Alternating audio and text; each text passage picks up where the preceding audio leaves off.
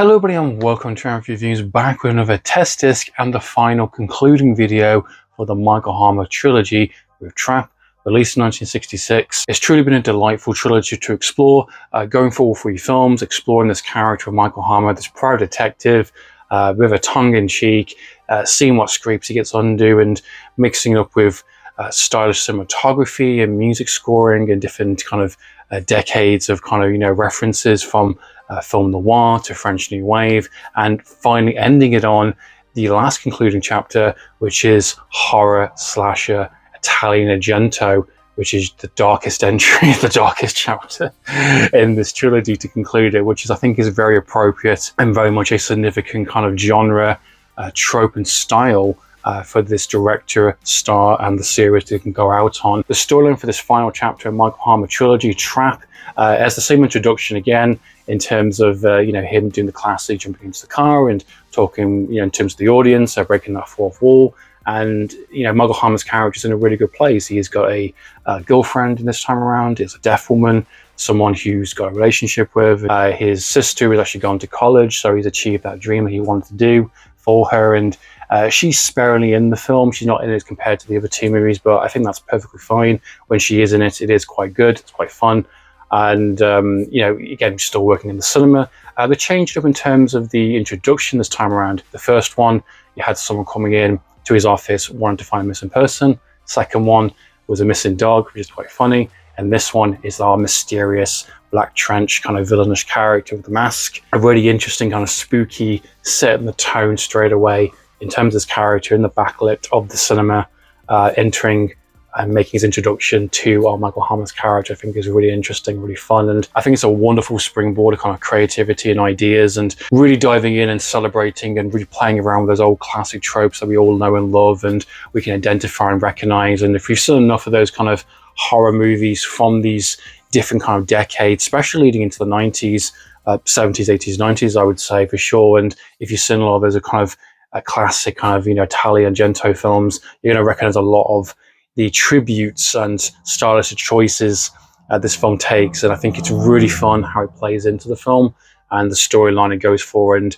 not just in terms of scoring, cinematography, and but also the ideology of it all in terms of the classic kind of villainish character with the black trench coat and the creepy mask, and you got the black gloves, and you've got a needle with some bright green color inside of it. You've got classic 90s kind of tropes about mental illness, a lot of kind of psychological horror slashes, all about mental illness or people being crazy in terms of the villain characters or even some of the actual victims, and that plays into the film as well in terms of mental illness.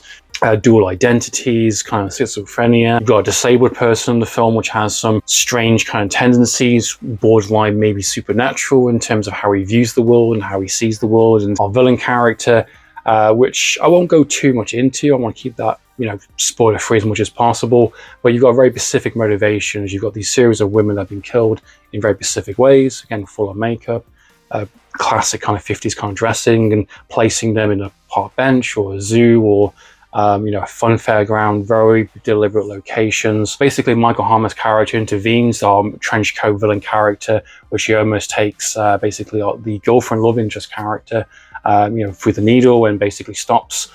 This interferes massively with our villain character's plan, and I would say much like the other two movies, it definitely takes a lot of risks, definitely a lot of bold choices in terms of splitting that runtime between our main character and our villain characters. We are fully fleshing them out, really exploring them, diving into all those tropes and all those things I've mentioned already, and we get a really fully fleshed out kind of three central characters. I won't go too much into those characters, but we got essentially three people that are all secondary kind of main characters are in the film, alongside the supporting cast, alongside the kind of the deaf girlfriend in the middle, and some of the ideas around that as well. And a series of events do play out, of course, as mentioned. Our kind of character intervenes, and we get the trap, we get the setup. And Michael Hama's character has been set up for murder, and basically he has to go on the run. And our detective, our new kind of rookie kind of cop detective character, is trying to find out who the killer is.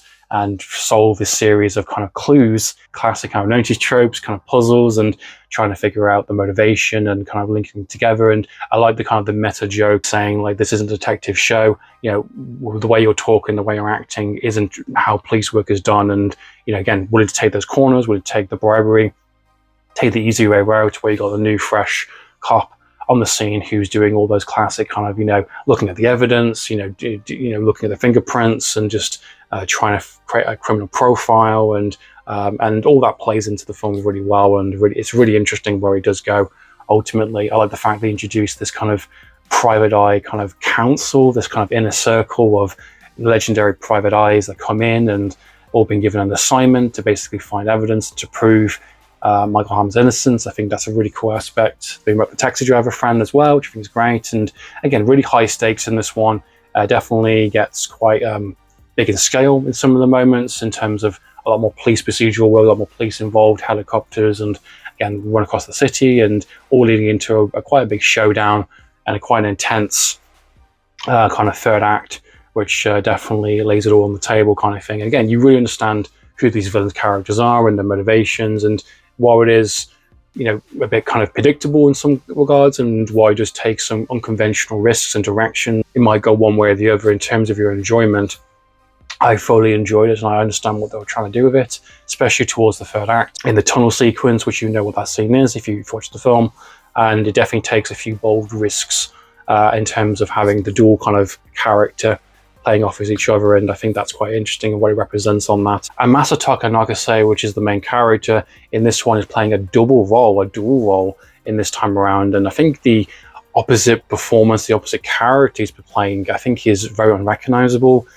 It's very well done. Again, it's a bit risky in terms of playing that type of character, but it also plays into the themes of the films in terms of dual identity and, you know, how you're one bad day away from going into. I think it does a really fantastic job of playing both characters, and being the fact the amount of screen time both characters do get makes sense, because the themes they are trying to go for, the storyline they're going for this time around, that's dual opposite character that he's playing is a central, you know, main character as well in the film, and it's a very important character to get right. And the fact that he wanted to kind of challenge himself yet again, and, you know, be something quite different, and kind of show that you can do two completely separate characters on screen and really do something interesting with that. For the cast, they didn't even know he was the same actor. You know, he was so unrecognizable in terms of his body language, his performance, his mannerisms, and the fact they were doing unconventionally instead of doing it kind of, you know, same location, you know, his character changing into different costumes and clothing and mannerisms.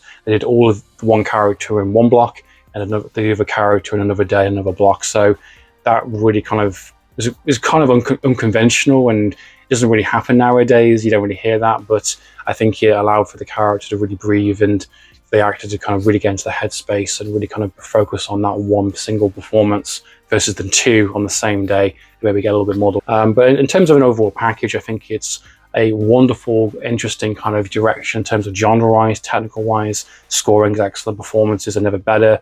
Definitely really pushing the envelope a little bit this time around. A more violent as well. Definitely getting that kind of creepy kind of shadow smoke work, you know, really playing on those kind of tropes and having a lot of fun with it as well. And I think it's just a really gorgeous looking film alongside great performances and a really interesting story to kind of conclude on. And I think it's a really good ending as well.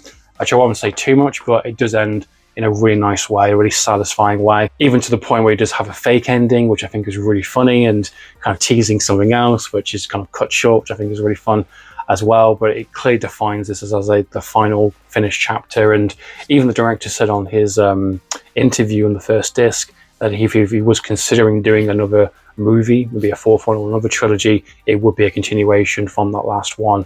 So there's definitely, I think, more movies that could come from this potentially, more genres they can explore. Being the fact that this, you know, it's 2025 now, there is so much you can dive into in terms of that, from those kind of tropes, from those kind of certain genres. They can dive into all sorts of different avenues with having the same main character and exploring him many, many years down the line. So I'm curious to see where he's at now and who he is and what he's doing. Is he still a private detective?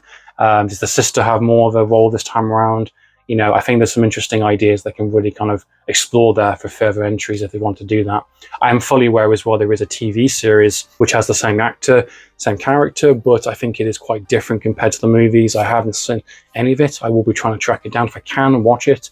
I know it's very hard access, but I heard the TV series is pretty good. Maybe we'll get some more attention because of this box set. In terms of the special features, very similar to the second disc. You've got a video essay by James Baldwin, which is about 20 minutes or so, which is a music supervisor, someone who's behind a lot of kind of BBC culture and a writer for Japanese cinema, which really gives a really interesting kind of deep dive into the actor of the film and some of those films he's been involved with previously leading up to these films and even after as well. So it's a really good and insightful 20-minute extra. It really adds some context to the performance and the actor, extra to dive into and get a bit more understanding of. You've got selective audio commentary by Sam Dakin, which dives into some very specific scenes and what they represent in terms of performances and some of the cinematography choices. So that's quite an interesting kind of fun little certain scene kind of chapter kind of commentary, and you get the standard trailer included as well. So that's been my thoughts and impressions on the whole trilogy, including Trap. And for this video, what are your thoughts and impressions, guys? Are you looking forward to seeing these films for the very first time yourself? We'd love to know your thoughts and impressions. Please comment down below. So in time, guys, I'm for reviews. Signing out.